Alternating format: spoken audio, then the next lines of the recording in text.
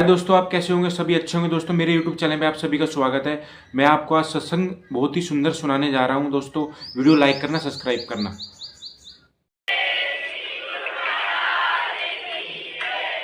गुरुमुखों,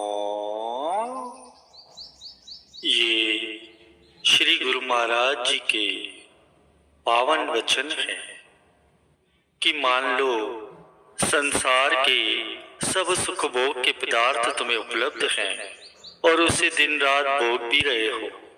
फिर तुमसे कोई पूछे कि शांति व तृप्ति हुई? यदि नहीं तो अशांति प्राप्त करने के लिए क्यों व्यर्थ समय नष्ट कर रहे हो? फिर तुम और प्रश्न स्वयं से पूछो कि जो समय तुम्हारा सद्गुरु के सिमरन में या उनके ध्यान में व्यतीत होता है तो उस समय कितना आनंद प्राप्त होता है।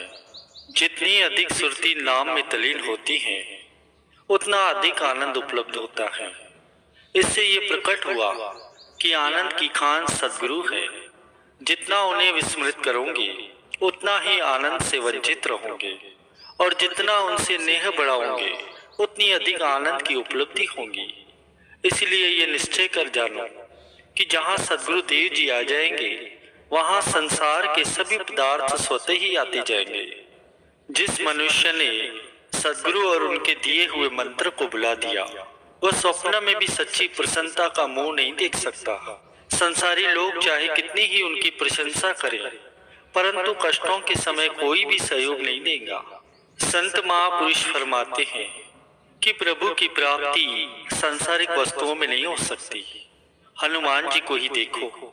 हनुमान जी को जब माला इनाम में मिली थी तो उन्होंने उसकी एक एक मणि को तोड़कर फेंक दिया था क्योंकि उन्हें उसमें भगवान का स्वरूप नहीं दिखाई दिया।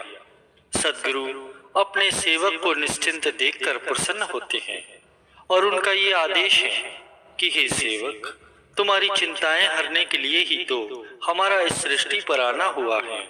तुम अपनी चिंताएं और संकल्प विकल्प हमें सौंप दो तो हम तुम्हारे कार्यों को अपना समझकर पूर्ण करेंगे और ऐसा करने में तुम विलंब न करो क्योंकि हम तुम्हें शीघ्र अति शीघ्र प्रसन्न चित्त देखना चाहते हैं। सदैव प्रार्थना करते रहो और कदापि स्वयं को मन शत्रु से सुरक्षित न समझो। तनिक अचेत हुए कि शत्रु वर्षों की कमाई को पल भर में नष्ट कर देगा। संत महापुरुष फरमाते हैं कि हे सेवक, कितने ही आत्मिक मग पर चलने वाले पथिक और आत्मिक बल रखने वाले भी ईर्ष्या और द्वेष के गर्त में गिर पड़ते हैं और हृदय में चोट लग जाती है। तुम उस गर्त में गिरने से स्वयं को बचाओ। जब तक तुम सत्पुरुषों से प्रीत नहीं लगाओगे तब तक अखंड सुख को नहीं प्राप्त कर सकते। तुम कहते हो कि मैं संसारी लोगों से भी प्रीत लगाऊं और अमर आनंद भी प्राप्त करूं, तो ऐसा हो नहीं सकता क्योंकि अमर सुख तो सत्पुरुषों की संगति से ही प्राप्त होता है। यदि भक्ति करना चाहते हो तो मित्र संबंधी और सांसारिक पदार्थों का मोह त्याग दो। यदि ऐसा नहीं कर सकते तो नाम मात्र का भक्त बनकर स्वयं को और संसार को धोखा मत दो। सद्गुरु का ये फरमान है कि हे सेवक, जिस प्रीत की गांठ तुमने हमसे बांधी है उससे तुम्हें कभी हानि नहीं पहुंचेगी और जो प्रीति तुमने मन के कहने से कहीं और लगाई है उससे तुम्हें अवश्य ही हानि होगी। यदि मालिक के द्वार पर मान प्राप्त करना चाहते हो तो संसार के अपमान को धैर्य और संतोष से सहन करना सीखो। सद्गुरु की शिक्षा संसारी शिक्षा के बिल्कुल विपरीत है क्योंकि उस शिक्षा से नम्रता प्राप्त होती है और सांसारिक शिक्षा से अक्सर अभिमान बढ़ता है। लोगों की व्यर्थ की बातें सुनकर व्याकुल न हो और ना ही उन पर क्रोध करो। बराबरी करने से तो पराजित होना अच्छा होता है। संसार की प्रशंसा से तो सच्ची दरगाह की प्रशंसा अच्छी है। जितनी चिंता संसारिक हानि होने पर करते हो उससे अधिक चिंता उस समय करो जब मालिक को भूलने लगते हो। सद्गुरु के अतिरिक्त अन्य किसी को मित्र या सच्चा साथी समझते हो तो गलत समझते हो। समय आएगा पश्चाताप करना पड़ेगा। इसलिए सुमति सबसे रखो परंतु दिल केवल एक सद्गुरु को दो। कुदरत के घर में देर है, अंधेर नहीं है। प्रत्येक मनुष्य को अपने कर्मों का फल मिलता ही मिलता है। जो इसमें विश्वास नहीं रखता या उसे न्यायकारी नहीं समझता तो भी उसे कर्मों का फल अवश्य ही भोगना पड़ता है। इसलिए पहले ही इंसान को विचार पूर्वक चलना चाहिए।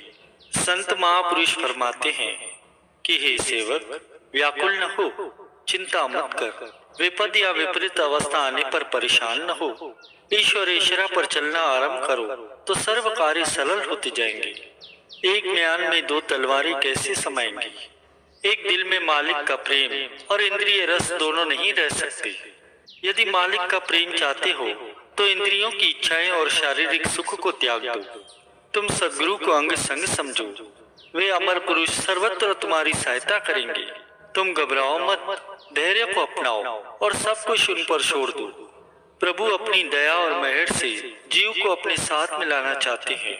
जीव फिर माया के धोखे में आकर अपना पल्ला छुड़ाना चाहता है, परंतु मालिक फिर भी दयालु हैं।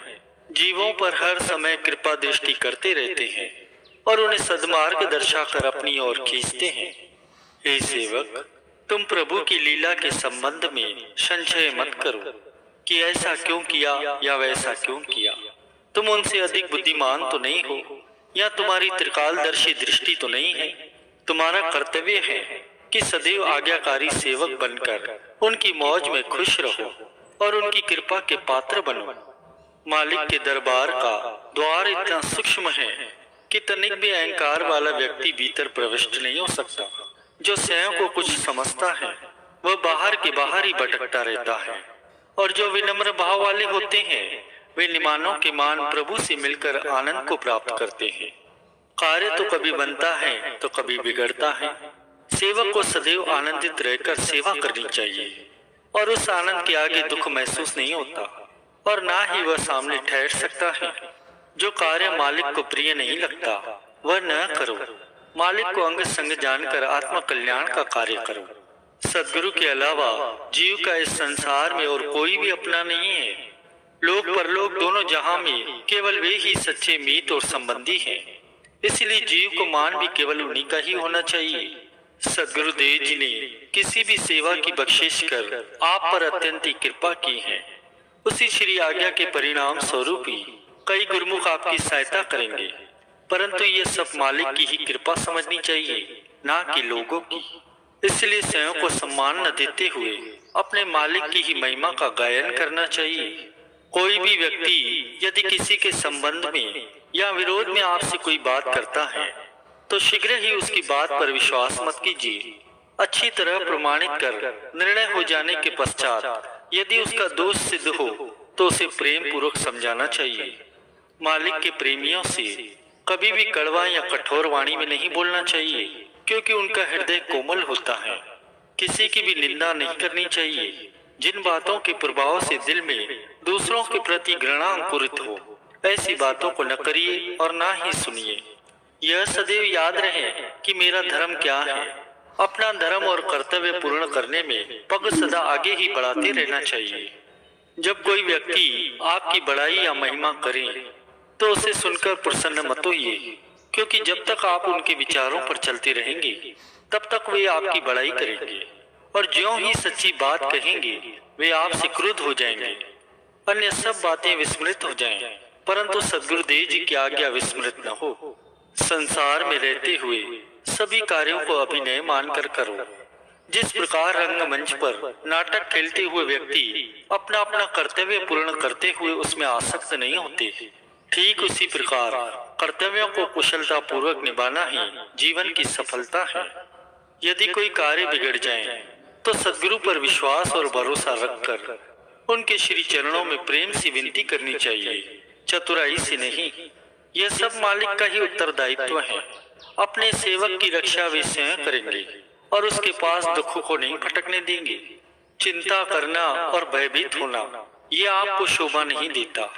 कभी कभी ऐसी बातें सम्मुख आती हैं, परंतु दिल बड़ा करना चाहिए और बुरे के लिए भी भला ही सोचना चाहिए। कभी कभी श्री गुरु महाराज जी हमारे मन के प्रतिकूल आज्ञा फरमाते हैं, जिसको सुनकर हमारा मन विचलित हो जाता है, परंतु ऐसा नहीं होना चाहिए। वे वचन अमल करने में चाहे कितने ही कठिन क्यों न लगे, पर यह निश्चय कर जानिए कि उसमें हमारा ही लाभ है।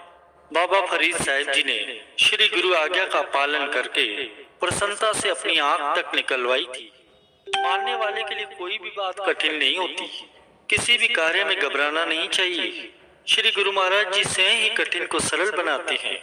बड़े कार्य में परिश्रम भी बड़ा करना पड़ता है और दिल भी बड़ा रखना पड़ता है, तभी तो प्रसन्नता भी बड़ी प्राप्त होती है। सदैव मालिक का यश गायन करते हुए श्री आरती, पूजा, सत्संग, ध्यान और सिमरन नित्य नियम पूर्वक करना चाहिए।